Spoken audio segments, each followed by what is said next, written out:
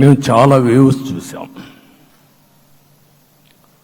94లో one side ఎన్నికలు జరిగాయి. అప్పుడు కూడా ఇన్ని సీట్లు రాలా, ఇన్ని ఓట్లు రాలా. ఈరోజు మనం చూస్తే 175 సీట్లకు గాను 164 సీట్లు గెలిచాం. అంటే 11 సీట్లే ఓడిపోయాం.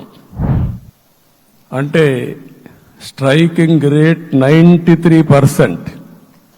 అంటే మామూలుగా 93% రావడం అనేది దేశ చరిత్రలోనే అరుదైన అనుభవం ఇది.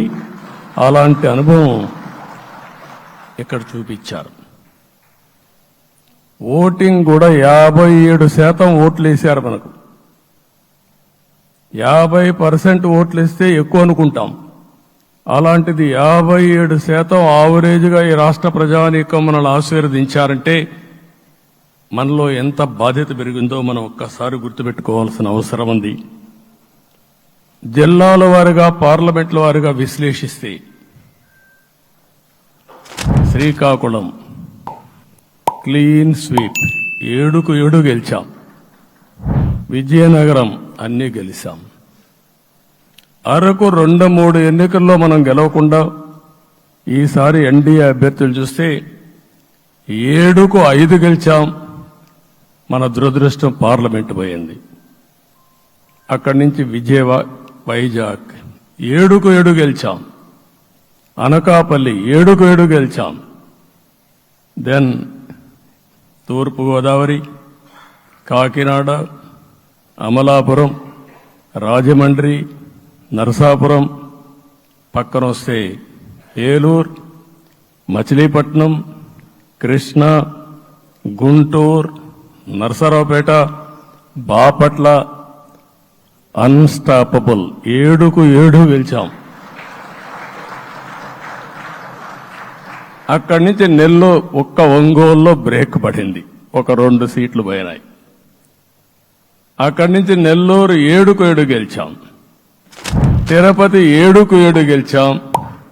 కానీ దురదృష్టం పార్లమెంటు పోగొట్టుకున్నాం. చిత్తూరు ఎప్పుడు ఇన్ని సీట్లు గెలవాలి, 7కు 7 గెలిచాం.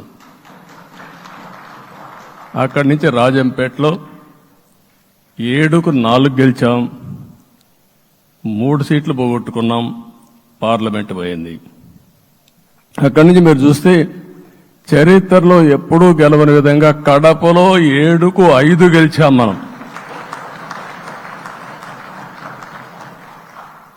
ఆ తర్వాత అనంతపురంకి వస్తే క్లీన్ స్వీప్ 7కు 7 గెలిచాం. హిందూపూర్లో 7కు 7 గెలిచాం. నంద్యాల ఎప్పుడూ ఊహించని విధంగా 7కు 7 గెలిచాం. ఆ తర్వాత కర్నూలుకు వస్తే 7కు 5 గెలిచాం. నేను ఈ 11 మందిని కూడా అదే మారిగా జనసేన మిత్రులు పవన్ కళ్యాణ్ గారు 21 సీట్లు తీసుకొని 21 గెలిచాడు.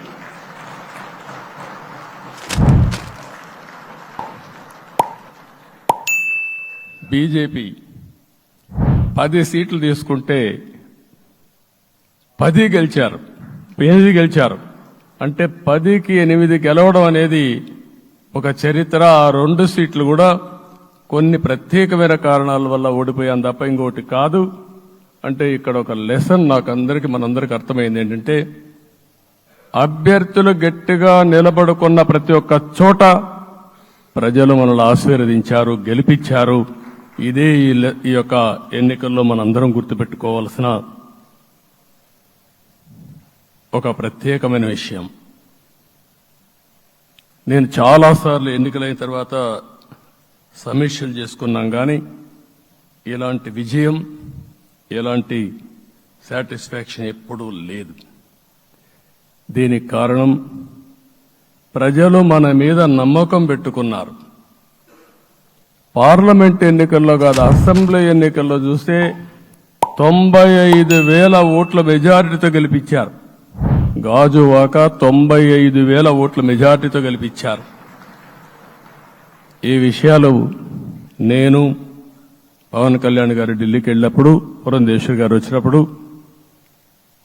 ఈ రాష్ట్రంలో ఇచ్చిన మ్యాండేట్ వల్ల ఢిల్లీలో మమ్మల్ని అందరూ గౌరవించే పరిస్థితికి వచ్చారు. మీ గెలుపు వల్ల ఈరోజు ఆంధ్రప్రదేశ్ రాష్ట్ర ప్రతిష్ట పెరిగింది, గౌరవం పెరిగింది.